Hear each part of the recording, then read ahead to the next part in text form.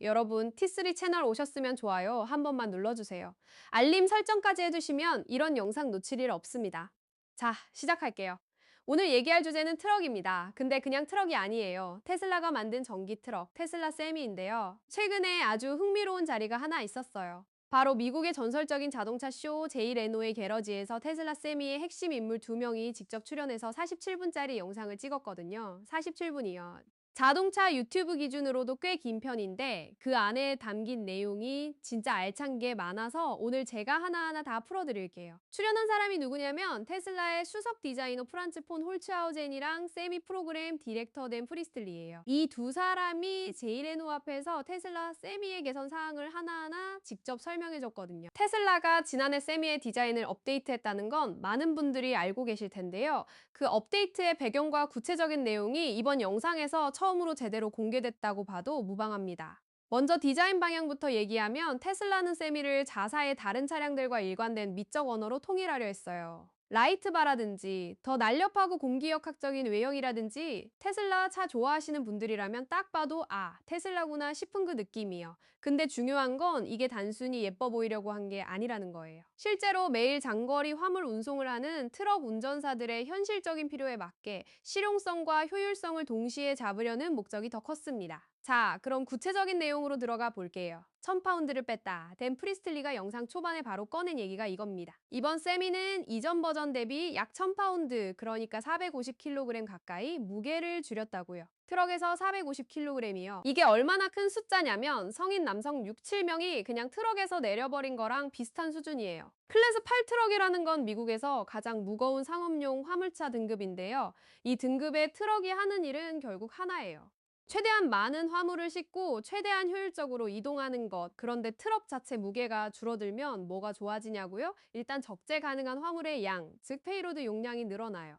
미국 도로에는 총중량 제한이 있는데 트럭이 가벼워질수록 그 한도 안에서 더 많은 화물을 실을 수 있거든요. 물류회사 입장에서는 이게 곧 돈이에요. 한번 운행할 때 더 많이 싣고 가면 운임 수익이 늘어나니까요. 게다가 가벼운 차는 에너지도 덜 써요. 오르막길 오를 때, 고속도로에서 속도 유지할 때, 출발할 때, 가속할 때 전부 다요. 전기차에서 이건 배터리 효율, 즉 주행 가능 거리와 직결됩니다. 실제로 제이 레노가 세미를 직접 몰고 세미 한 대를 뒤에 달고 달렸는데 레노가 뭐라고 했는지 아세요? 뒤에 아무것도 달려있다는 느낌이 없다고 했어요. 그 무거운 트럭을 또 뒤에 달고 달리는데 말이죠. 테슬라의 파일럿 프로그램 초기 참여사로 펩시코랑 프리토레이 같은 초대형 식품 유통기업들이 있었는데 이런 회사들은 화물 운송 효율이 수익과 직결되는 구조잖아요. 그래서 차량 경량화는 이들에게 단순한 기술 개선이 아니라 직접적인 비즈니스 임팩트예요. 드래그 개수 이야기 부가티 베이런이 왜 등장하냐? 프란츠 폰 홀츠하우젠이 한 말 중에 가장 흥미로웠던 게 이 부분인데요. 세미의 공기저항 계수를 부가티 베이런보다 낮추는 게 목표였다고 했어요. 부가티 베이런이요. 슈퍼카 중에서도 공기 역학 설계로 유명한 그 차 말이에요. 트럭이 슈퍼카보다 공기저항이 낮다는 게 도대체 말이 되냐 싶겠지만 이건 차량의 형태에 따라 전혀 다른 이야기가 됩니다.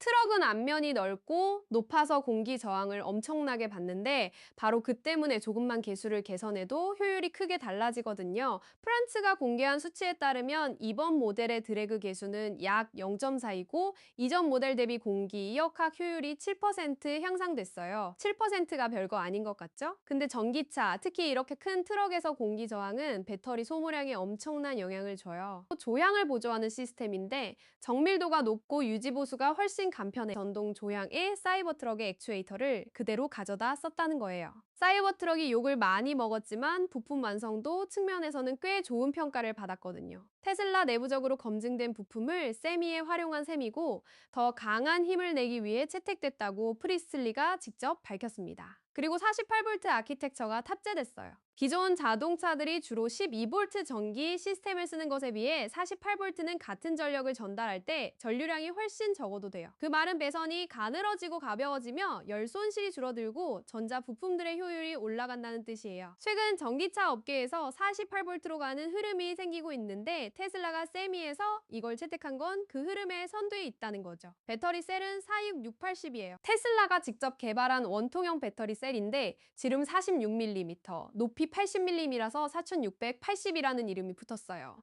이 셀의 핵심은 에너지 밀도가 높고 발열 관리에 유리하다는 건데, 세미에 들어가는 이 4680 셀은 무려 100만 마일, 약 160만 킬로미터를 버티도록 설계됐다고 해요. 트럭이 연간 20만 킬로미터를 달린다 쳐도 8년은 버티는 배터리라는 계산이 나오는데, 이건 상업용 트럭 운영사 입장에서는 배터리 교체 비용 걱정을 확 줄여주는 수치예요. 파일럿 프로그램에서 얻은 데이터가 핵심이었죠. 테슬라가 이 모든 개선을 할 수 있었던 이유가 있어요. 그냥 연구실에서 만들어낸 게 아니라 실제 운행 데이터가 있었거든요. 테슬라는 세미를 대량 판매하기 전에 파일럿 프로그램을 통해 여러 기업들의 세미를 시험 배치했는데, 현재 전 세계에 수백 대의 세미가 실제 도로를 달리고 있고, 그 차들이 쌓아 올린 총 주행 거리가 1350만 마일이에요. 한 대는 이미 44만 마일 이상을 달렸고요. 이 데이터를 바탕으로 어떤 부분을 개선해야 하는지, 어떤 부분이 실제 운전 환경에서 문제가 생기는지를 파악해서 설계에 반영한 거예요. 파일럿 프로그램 참여 기업들이 보고한 가동률이 95%예요. 트럭이 멈추면 물류가 멈추는 거라 가동률은 운영사 입장에서 가장 중요한 지표 중 하나인데,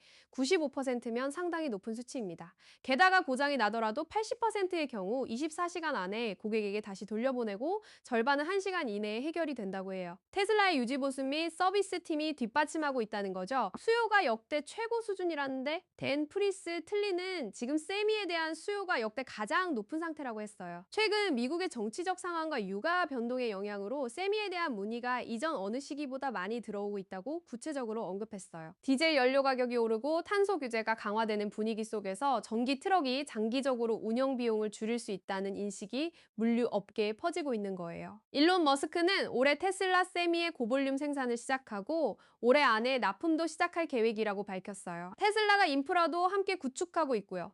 충전 인프라가 없으면 전기 트럭이 아무리 좋아도 활용에 한계가 있는데, 이 부분까지 같이 준비한다는 게 단순히 트럭 한 대 파는 게 아니라 전체 생태계를 만들려는 거라는 걸 알 수 있어요. 파일럿 프로그램의 성과, 개선된 설계, 실제 운행 데이터, 역대 최고 수요까지.